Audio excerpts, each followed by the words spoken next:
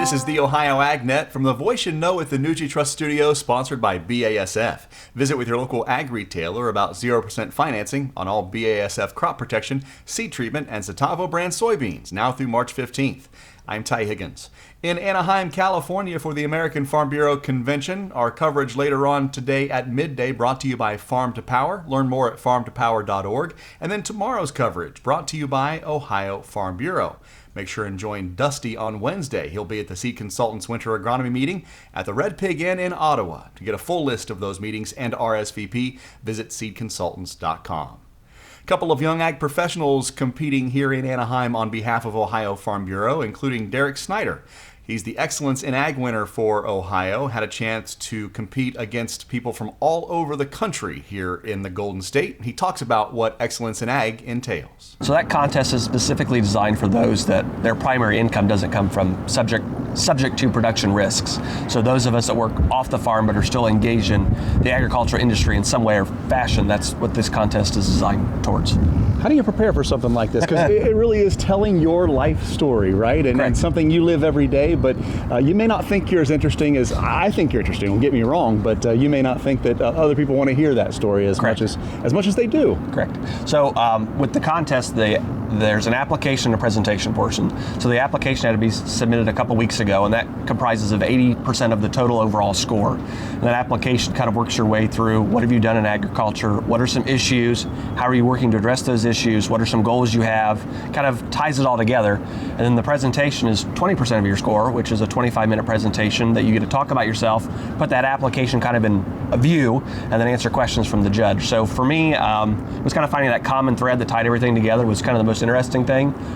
Maybe it was a struggle at the beginning as I began working on it, but eventually we figured it out. What was that common thread? Probably my work within financial literacy education, kind of with my work as an account officer, and then just how I got started with our own family operation and kind of helping young producers get started on their own ag journey. Of course, this is about you. You write this story every day that you wake up, and as you did this preparation and you know, tried to find ways to tell your story to those that may not know a thing about you, what did you learn about yourself? I've done a lot, good, bad, or indifferent. There was a lot of, I guess, just being involved, doing different organizations, different events, and when you actually have the opportunity to sit down and list it all out, you really realize I've done a bunch, good, bad, or indifferent, and hopefully I've made an impact by doing those things. One of my favorite quotes is, the world is ran by those that show up. So hopefully by showing up, I'm helping those other young producers and inspiring them to get involved as well. Cameron Reinhardt's also out here competing as a young ag professional in the discussion meet contest. He's from Fayette County. It's really a committee-like conversation. So we're given 5 questions at the beginning of the year, and we're really focusing in on those topics. And they're challenges that not only young ag professionals face, but all of agriculture are facing these challenges. So some of those challenges include urban sprawl and environmental stewardship, and talking about Farm Bureau benefits and how do Farm Bureau benefits really benefit the members of Farm Bureau as dues-paying members. So really preparing for that competition is unique for me because I work in academia, so I feel like I am preparing daily, like working with rural communities and working with farmers and ranchers across the country. So I feel like I have a little bit of a unique perspective in preparations because I'm really reading a lot of this information just as part of my day job too.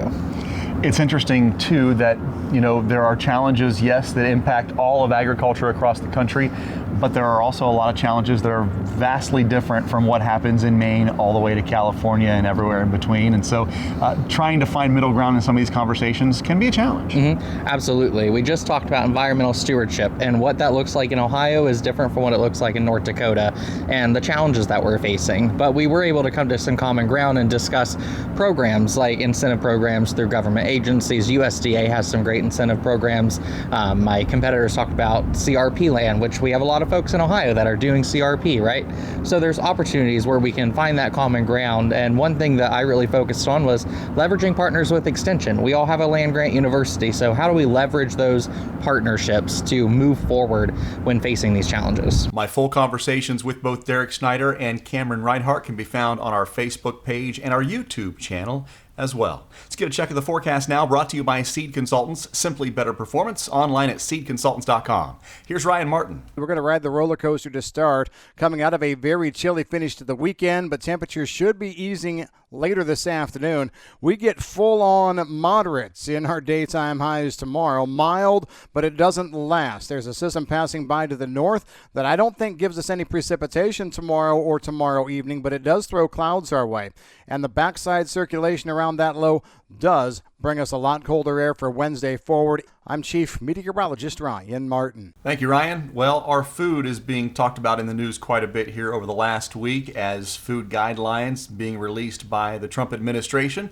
To get an update on what it means and what it doesn't, here's Joel Penorwood. Joining us on the other end of the line, it's so good to have Shelley Detweiler. She's a columnist for Ohio's Country Journal and a dietitian herself, farmer. Shelley, thanks so much for joining us here today. A reminder, we get new dietary guidelines every 5 years. What are those? Yeah, so, the USDA puts out these food guidelines and they're for the consumer, but they also kind of drive where food policy for the U.S. goes. Higher focus on protein, continued focus on those things that we all know, vegetables and fruits, whole grains as a healthy part of the diet. But what are some takeaways that you would highlight? The key is still lean meat and poultry products, fish, that kind of thing. Fill that plate up with fruits and vegetables. Don't be afraid to try new things. Don't be afraid of carbs as, the evil ones. Whole grain bread, cereals, pasta products are great additions to your diet, as well as, the polyunsaturated fats like soybean oil and such. Those are still good products to have when you're baking, and if you want to eat some of those tallow and butter products, like we have a lot of butter at our house, being the dairy farmer that Paul is, just use that in limited amounts. It doesn't mean go hog wild, even though you want to include that in your diet. Shelley Detweiler joins us. She's the columnist for Ohio's Country Journal, writing her Food for Thought with us, and you can find more of that online at ohioagnet.com. Thanks, Shelley. All right. Thanks, Joel. The Ohio AgNet continues after this. Hey, pork producers! The 2026 Ohio Pork Congress is almost here. It all happens in Lima, Ohio on February 3rd and 4th at the Veterans Memorial Convention Center. You'll get the latest on swine health, facility management, economics, product innovation, and more. And don't forget about the expanded Spanish language breakout sessions. All this with over 60 trade show exhibitors to visit. So go to ohioporkcongress.org today to get more information and early registration discounts. We'll see you in Lima. They didn't have skim milk for your coffee, so I just got formaldehyde. Ugh, isn't that stuff in floor cleaner? Pizza's here. Would you like cheese on that? Or how about a Crowley? Oh no, that's in bug spray. Hi there, would you like to sample our new scent? Diethylene glycol. Isn't that the stuff in antifreeze? You wouldn't want to eat it, drink it, or even smell it, but that's exactly what's in your vapes. If you vape, quit. If you don't vape, don't start. For help, go to odh.ohio.gov/no vapes. A message from the Ohio Department of Health.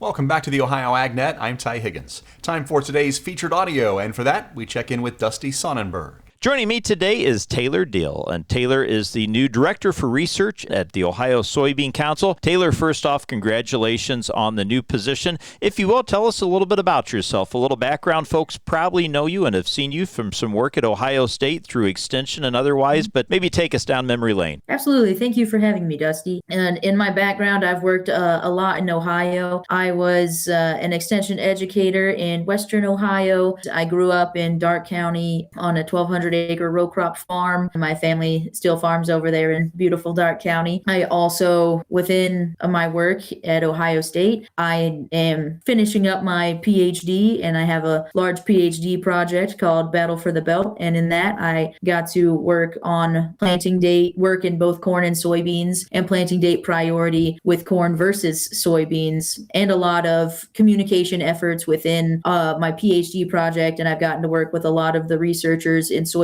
and corn at Ohio State over the past 5 years within Extension and within the university researchers as well. Now, you also spent a little bit of time out of state, from what I understand. I did. After I graduated with my master's, I moved down to North Carolina, which was really beautiful and a great experience. I worked in extension there for 2 years as a row crop agronomist for a few counties around the Charlotte area. And I mostly got to work in corn, soybeans, and wheat there. There was not as much cotton as one might think. When you're from Ohio, you assume a little bit about North Carolina being completely full of cotton, and that is not necessarily true. Well, tell us, for folks maybe that don't know, a little bit about the position as Director for Research with the Soybean Council. What all does that encompass? Part of what the research director does is to ensure that our checkoff dollars go to research that is helpful for our producers on their farm within our soybean breeding lines, and sometimes communication and education for plant research. How do we extend our information to farmers in a better way? And sometimes it's in new products as well.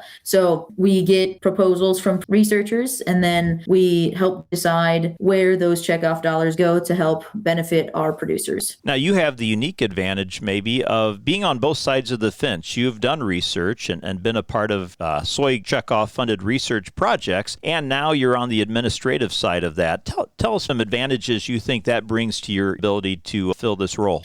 My research background and my background with extension and working with producers really helps me to understand the needs of the farmer and where our research can be placed in a way that farmers can receive it, and what is actually beneficial for our producers immediately. Some of our research can be helpful within the calendar year that they learn about it. So if we're talking about planting date or herbicide recommendations, that can be immediately useful on your farm come the next planting season. I think it gives me a unique advantage to be able to see research projects that will actually be helpful to our producers in the long run and in the very short term as well. And my guest today is Taylor Dill. Taylor is the new Director for Research with the Ohio Soybean Council. Taylor, thanks so much for your time and best of luck. Thank you. After this, we'll check markets overnight and get some news behind the numbers as the Ohio AgNet continues. It's time for the Morton Buildings Building Value Days sales event running now through the end of February. Morton buildings are built stronger, last longer, and look better. So if you're planning for a garage, farm shop, stall barn, a storage building for your RV, boat, or collectibles, or anything in between, act now. Our buildings are built to last, but these savings won't. Visit MortonBuildings.com or contact your local Morton office to take advantage of current savings on new buildings. Certain restrictions may apply. Offer valid only on select new building orders placed between January 5th and February 28th, 2026. Here's farmer and landowner John Prue. We purchased the land about 3 years ago, and there was an old farmstead on there with trees. We were going to clear the land so we could farm through it. We thought we knew where the pipe was, so we didn't call to get it located. The work on our property led to the damage of a light crude pipeline. Fortunately, no one was hurt, but it could have been much worse. Never assume the location or depth of underground lines. Always call 811 or visit clickbeforeyoudig.com before you start work. A message from the Pipeline Operators for Ag Safety campaign. Welcome back to the Ohio AgNet. I'm Ty Higgins. Today's market analysis brought to you by the Louis Dreyfus Company. Excited to be building the newest state-of-the-art soybean crush facility in Upper Sandusky. Call 574-566-2113 for information on soybean marketing to LDC. Here's Ryan Martin. Grain markets finished the Friday session lightly mixed. We were fraction to a penny higher on soybeans. Wheat was down a little bit, and the corn market was fractionally lower. There was not a lot of big news in the marketplace on Friday, and the market I also think was relatively stagnant because of today's USDA data dump. Here's what we did find on Friday. China apparently was in buying another 650 to 800,000 metric tons of U.S. soybeans. That should take purchases above 11. The projection is at least 11.2, maybe as much as 11.5 million metric tons. The difficult aspect of that is that China may have also secured soybean cargoes from sellers below 100,000 metric tons that are not reported on the daily flash system. So we will see. This is going to be something to pay attention to in the weeks going forward. Whether they can get the 12 million metric tons before January 31st now seems fairly certain. Time will tell. I'm Ryan Martin. Markets on the Ohio AgNet brought to you by Seed Consultants. Simply better performance. Online at seedconsultants.com. Not a lot of movement overnight in the corn market, with March down a quarter penny at 445.5. No change for May at 453 3/4. Same goes for January soybeans, unchanged at 1048.5. The March down a half penny at 1062 a bushel. Wheat for July up 2.5 overnight, 543 1/4. September $5.57 a bushel, up by 2.5 as well.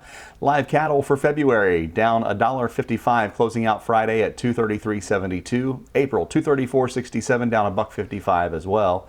Feeder cattle for March losing $3.02 at the end of last week, closing at $354.70 Friday.